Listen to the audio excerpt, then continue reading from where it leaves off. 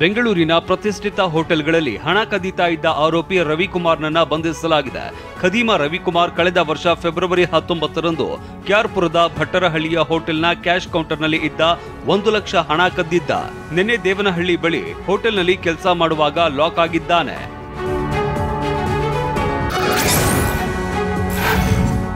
Car ಚಾಲಕನ ಅಜಾಗರೂಕತೆಗೆ ಅಂಬೇಡ್ಕರ್ ವೃತ್ತದ ತಡೆಗೋಡೆ ಜಖಂಗೊಂಡಿದೆ. ಶಿವಮೊಗ್ಗ ಜಿಲ್ಲೆಯ ಭದ್ರಾವತಿಯಲ್ಲಿ ಘಟನೆ ನಡೆದಿದ್ದು, ದಲಿತ ಸಂಘರ್ಷ ಸಮಿತಿ ಮುಖಂಡರು ಭೇಟಿ ನೀಡಿ ಕ್ರಮಕ್ಕೆ ಆಗ್ರಹಿಸಿದರು. ಪೊಲೀಸರು ಚಾಲಕ ಕುಮಾರಸ್ವಾಮಿಯನ್ನು ಅರೆಸ್ಟ್ ಮಾಡಿದ್ದಾರೆ.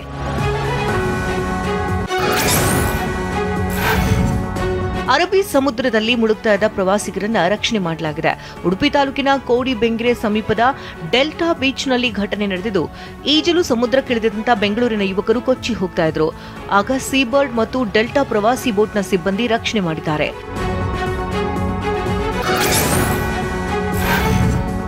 ಕಾಡಾನೆ ಉಪಟಳಕ್ಕೆ ಚಾಮರಾಜನಗರ ಜಿಲ್ಲೆಯ ರೈತರು ತತ್ತರಿಸಿದ್ದಾರೆ.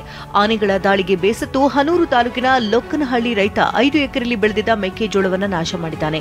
ಟ್ರ್ಯಾಕ್ಟರ್ ಬಳಸಿ ನಾಶ ಮಾಡಿದ್ದಾನೆ.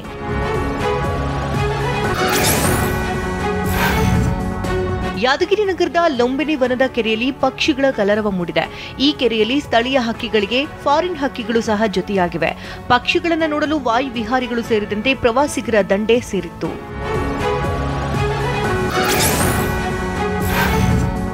ಕೊಪ್ಪಳ ಜಿಲ್ಲೆಯಲ್ಲಿ ಕನಕಗಿರಿ ಆನೆಗೊಂದಿ ಉತ್ಸವಕ್ಕೆ ಸಿದ್ಧತೆಗಳು ನಡೆದಿದೆ. ಮಾರ್ಚ್ನಲ್ಲಿ 2 ಉತ್ಸವಗಳು ನಡೆಯಲಿದ್ದು, ಕನ್ನಡ ಮತ್ತು ಸಂಸ್ಕೃತಿ ಸಚಿವ ಶಿವರಾಜ್ ತಂಗಡಗಿಯವರು ಕನಕಗಿರಿ ಉತ್ಸವದ ಲೋಗೋ ಬಿಡುಗಡೆ ಮಾಡಿದ್ದಾರೆ.